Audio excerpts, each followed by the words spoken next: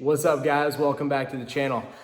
I'm going to break down the dollar milkshake theory created by Brent Johnson. I'm gonna put his name down in the show notes. If you want to take it, copy, paste it, put it into YouTube, you will find endless amounts of episodes with Brent Johnson further expanding this, but I'm gonna give it to you in like 3 minutes or less. So essentially what the dollar milkshake theory is if you take the world and all the basket of currencies and all together, the dollar is the best dirty shirt in the hamper, right? It's the best house in a bad neighborhood. When people get scared, they run to the dollar.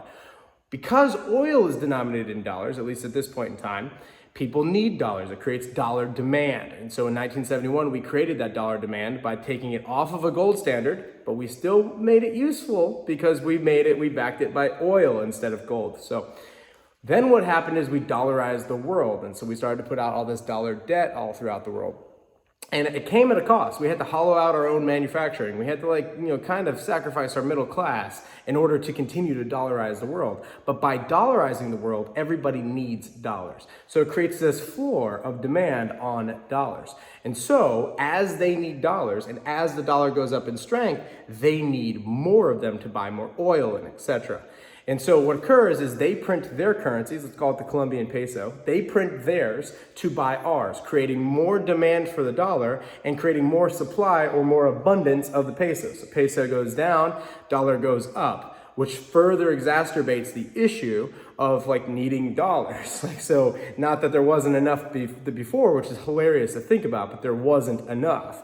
Now they need to print even more. And so it's this vicious cycle to the bottom. The problem with the dollar milkshake theory isn't in the thought process behind it, it is in the end game, which I think Brent is right. Eventually, when those dollar debts can no longer be repaid, if there's a way that we cannot continue to just dollarize the world, if those debts are broken, it breaks the demand for the dollar and it takes the value out of the dollar almost immediately. So what Brent has put out on all of the different shows that he's been on is basically look, the way that the architecture of this financial system works, the global financial system is, the dollar is the backbone of this thing. And people need dollars. And so as the dollar strengthens, this is only gonna create a self-fulfilling prophecy, which is gonna continue to be an issue. Also, as people have those dollars, they go into dollar-denominated assets. So we see it flow into our equity markets.